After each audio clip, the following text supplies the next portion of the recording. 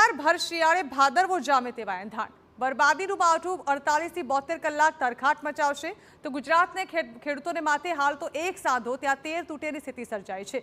પહેલા જાણે કે અતિવૃષ્ટિ અને હવે ધુમ્મસે રવિ પાકની આશા પર પાણી ફેરવી નાખ્યું છે।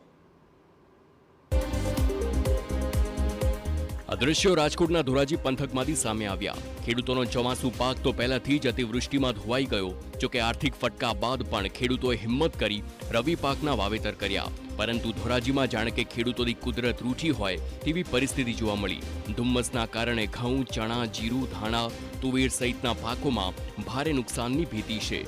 અગાઉ માવઠું ત્રાટક્યા બાદ ખેડૂતોએ વધુ માવજત અને જંતુનાશક દવાઓનો છંટકાવ કરી પાકનો ઉછેર કર્યો, પરંતુ હાલ ગાઢ ધુમ્મસ, ભેજવાળા પવનો અને ક્યારેક ગરમ વાતાવરણના પગલે પાકમાં વિવિધ પ્રકારના રોગ આવી ગયા।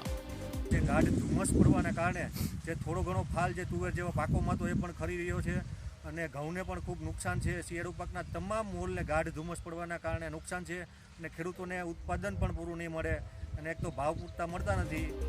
પાકમાં ચરમી, પીળીઓ, થ્રિપ્સ જેવા રોગો આવી ગયા તો સતત ભેજના કારણે ઘઉંના પાકના મૂળિયામાં ચૂસિયા પ્રકારની જીવાતો અને ઈયળો આવી ગઈ। આ સમસ્યાના કારણે પાકની વૃદ્ધિ નથી થઈ રહી। કમોસમી વાતાવરણ હિસાબે ઉત્પાદન કાંઈ આવવાનું નથી ખેડૂતને। તુવેરના પાંદડા પણ ખરી ગયા છે અને તુવેર કાચી વળી ગઈ, ઘઉં એટલું વધ કરતા નથી અને ચણા જીરામાં પણ નુકસાન છે।